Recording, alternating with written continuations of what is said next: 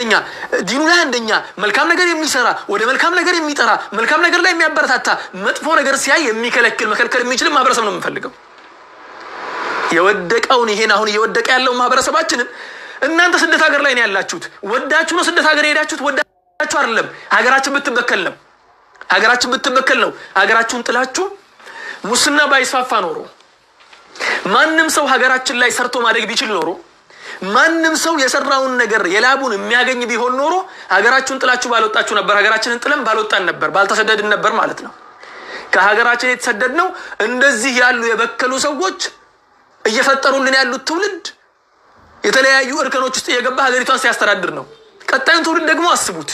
ቀጣዩ ትውልድ ደግሞ የነኚህ አስተዳደግ ነው። በፊት እንኳን ተቆንጥጦ ያደገው እንዲህ እየበከለን ከሆነ ተቆንጥጦ አደገ የምንለው ማህበረሰብ እንዲህ በሙስና ካጨቃየን እነኚህ ሰዎች የሚያሳድጉት ልጅ ታዲያ ሀገራችንን የት ሊያደርሳት ነው? መንግስትስ ቢሆን በዚህ ነገር ላይ ለምን እርምጃ አይወስድም? ማህበረሰቡን ማምከል ላይ ብልግና ማስፋፋት ላይ ማህበረሰቡን መጣል ላይ እየሰሩ ያሉ ሰዎችን መንግስት ስለምን ዝም ብሎ ይመለከታል? እሱ እንኳን ሌላ ጉዳይ ሊኖርበት ይችላል፣ ችግር የለብንም። የመንግስት የራሱ ጉዳይ ነው። እኛ ግን እንደ ሙስሊሙ ማህበረሰብ በዚህ ነገር ላይ ተነስተን ሐምላ ማድረግ አለብን።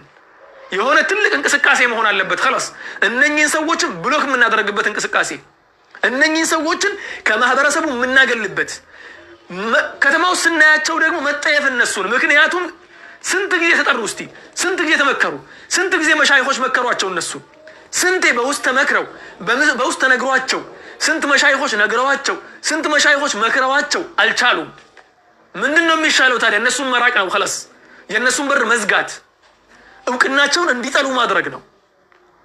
ይሄ ፖፑላሪቲ የሚባለውን ነገር ሹህራ ነው አይደለም የሚሉት፣ ታዋቂ ነን ብለው አይደለም የሚንጠራሩት። እነሱ ታዋቂነታቸውን ራሳቸው እንዲጠሉ ማድረግ በዚያ ነገር خلاص ማህበረሰቡ ሲያገላቸው ሙሉ በሙሉ ከማህበረሰቡ እቅፍ ውጭ ሲሆኑና ሲዋረዱ ውርደታም መሆናቸው ሲገባቸው ወይ ልካቸው ውስጥ ይገባሉ፣ ስርዓታቸውን ይይዛሉ፣ ወይ ደግሞ ማህበረሰቡን ከማወክ ወደ ራሳቸው ህይወት ይመለሳሉ። انتهى الامر።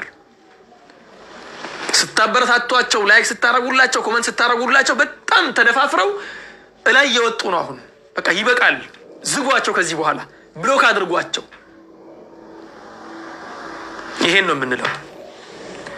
እነማን